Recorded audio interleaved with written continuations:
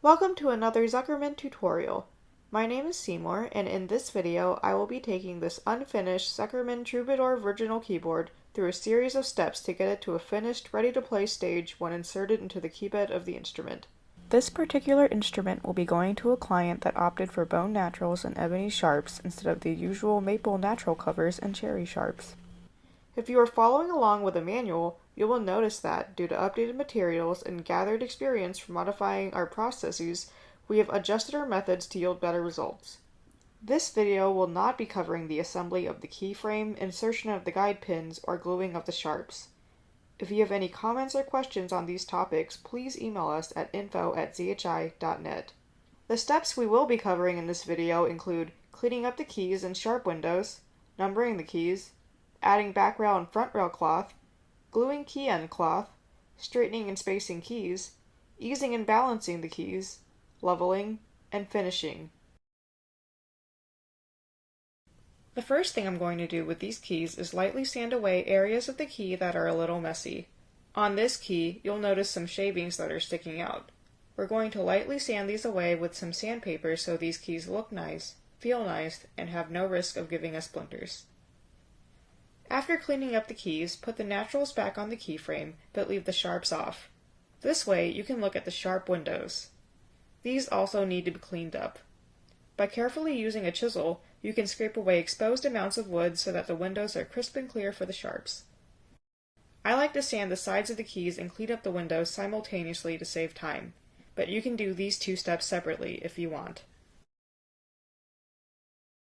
When I got this keyboard, the numbers were written on the tail ends of the keys. Because we're going to glue cloth on the key ends, I erased the numbers and wrote them above the balance holes of the keys or above the key covers. Then, I took a straight edge that covered the span of the keyboard and drew a diagonal line across the keys to give a visual aid on the order of the keys. At this point, I put red felt punchings on the balance rail pins.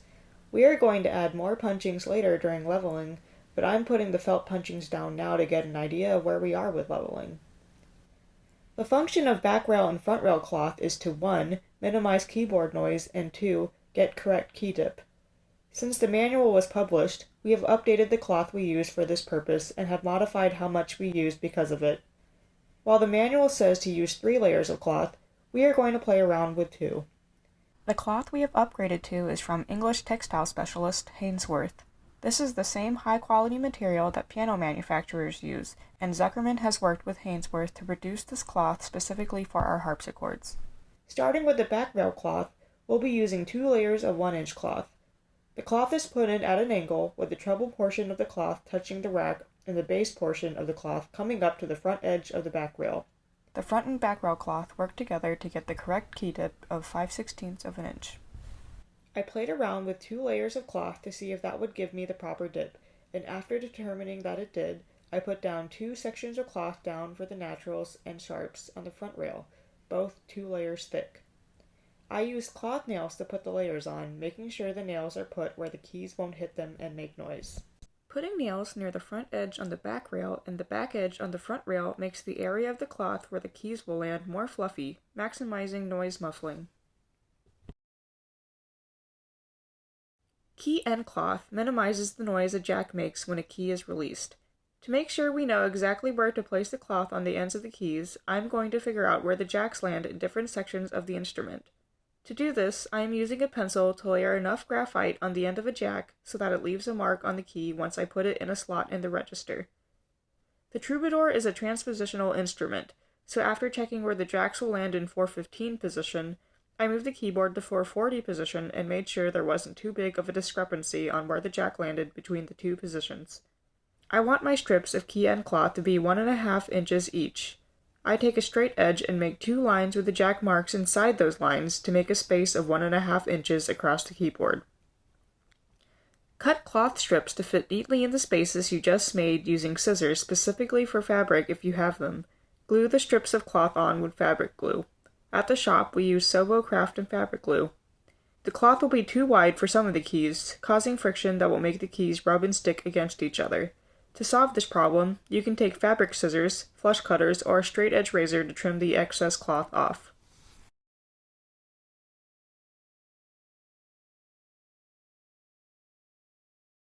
When looking at the keyboard from the front at eye level, you'll notice some keys are tilted. The manual suggests you hit the balance pin so that the key will straighten out. I am using a wooden dowel with some cloth glued at the end so that it doesn't scratch up the pins. Gently tapping the dowel with a hammer in the opposite direction of the tilt will get your key squared. You can also use a pair of smooth jaw pliers as long as you make sure not to create a bend in the pin by not using the pliers properly. Now that the tilt in your keys are corrected, you can begin the spacing process. There is no exact measurement on how much space there needs to be between each key, so use your eyes during this process. The manual suggests bending the guide pins to space the keys, but this will cause some issues and may end up in keys that will get stuck. The shop uses an iron on the highest setting without steam to space keys. The shop also fashioned a clamping system with some tapered blocks that fit in their vise to ensure the iron stays in place. The idea is that by applying heat and some pressure, you'll gradually bend the key. You'll want to make sure to bend the head of the key in the direction you want it to go. Keep an eye on the key covers because you do not want to burn those. I repeat this process on any one key until the key is spaced where I want it to be. At home, you can place the key on a flat surface and place the iron on the key while pulling the key head towards the direction you want it to be moved. It's good to break the spacing process into days or weeks. Keys tend to shift back in the direction they once were, so you can correct them over time. Breaking spacing into chunks takes less of a physical toll and is less stress overall. Moving on to easing and balancing, you could use your marking gauge for this process, or you can make a jig with both a spare balance rail pin and a spare guide pin. I am using the balance rail pin to ease the keys before moving on to balancing. Looking into the balance hole, you'll see that there's some gunk that could cause the key to be sluggish. Other times, the hole may be too tight for the key to return at a proper speed. I go through each key making sure that any wood shavings in the balance hole are removed, but taking care not to cause the hole to be too big. You want the key to move back and forth, not side to side, which happens if you over-ease the key and make the hole too big. For now, focus on cleaning the balance holes because you can ease individual keys after balancing. Sometimes the change in seasons can cause the wood to swell enough to be eased again. After cleaning the hole in each key, I start the balancing process. I take a nickel and a dime, which together is the approximate weight we want the key to return with, and I wrap them both up with blue tape. Using the spare guide pin, we will place the key on the pin and put the 15 cents on the front edge of the keys. I recommend using gloves when handling lead since it's toxic. Cut 1/4-inch pieces of lead and then place 1 or 2 on the tail ends of the key, but not where the guide pin is located, until both sides are balanced. Each key is different, so you have to play around with the location placement each time. Take a pencil and mark on the key where those lead pieces are. Those marks are where you will drill a hole with a 17/64-inch bit. You want to stop drilling midway so that the hole does not go through the other side of the key. Take a center punch or a screwdriver and tap the lead in so that it is tamped down in the hole and will not fall out of the key if tapped against the surface. After you are done balancing all the keys like this, you can check if keys need to be eased again. The last step before finishing is leveling. We'll be using the sandwich method to get these keys all at the same height. Taking a weight that will weigh all the keys down on the tail end, I'm using a heavy plank. The next step is to lay a straight edge on the front edge of the keys. I'm using a straight edge that has been planed by the shop so I know it is absolutely straight. Whatever you use as your straight edge, it should be as straight as a ruler.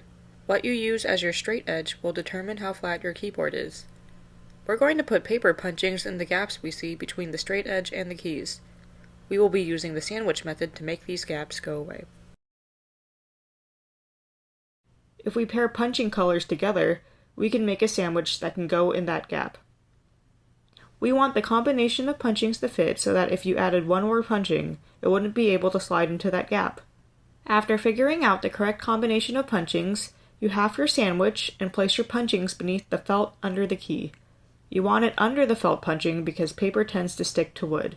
If you or the next person decides to lift a key with paper punching stuck to the bottom, they could lose the punching and ruin the leveling. The final step on your keyboard journey is to finish it. This can be a tedious process, but if you are patient and keep a close eye to your work, the reward is a beautiful keyboard. Using sandpaper, You are going to get rid of production marks, irregularities, and potentially harmful sharp corners. Starting with the sharps off to the side, you will use a sanding block to help you get the tops of the natural covers smooth and uniformly flat. Ideally, your sanding block is big enough to wrap your sandpaper around it for you to hold. You want to have your weight on the tails of the keys again, and, making sure you're putting weight on the hand opposite the sanding, prevent the keys from rocking back and forth. Keys that rock back and forth will keep you from getting flat results. If you keep your sanding block at 45 degrees, this will help you avoid catching corners while sanding. I like to move in groups of 5 keys, up and down and not side to side. You want to go along the grain of the keys, not against it. Sanding side to side will give the keys scratches. After I'm done with a group of 5 keys, I lift my block so I don't scratch the keys, moving to the next group of 5 keys. After achieving a flat surface on the tops, I move to the front of the keys. If you look at the profile of your keyboard, you'll notice some of your key tops stick out more than the others. The goal is to sand your keys until they are all the same length. You want to, again, keep weight on the keys and make sure you aren't rounding keys, especially the end keys. Once the fronts are all the same length, it's time to get a 45-degree angle on the front edge of the key. Using the same technique as sanding the fronts of the keys, you sand the edge until there's a noticeable 45-degree surface to your key edges. Then you take your block and sand down the corners of that 45-degree mark. You're taking corners and softening them up so that you can round them out even more.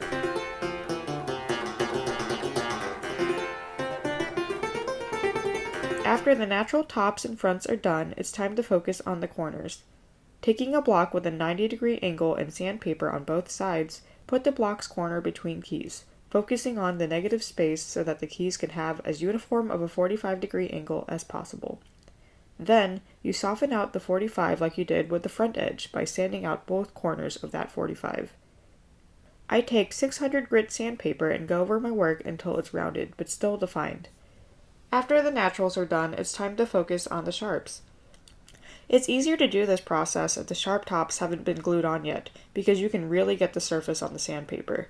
But if they are already glued on, you just have to be careful of the wood around the sharp top. Remember to work with the grain of the sharp as you sand all sides to get a smooth finish. Doing the same with the sharp edges and corners as you did with the naturals, round them out, making sure to always refer to one sharp so that they all look the same. After you finished your keyboard, you can use varnish or oil to protect the keys from the oils on your fingers and to make them look even more pleasing to the eye. Congratulations on finishing your keyboard. If you have any questions, comments, or concerns, feel free to comment or email us at info@chi.net.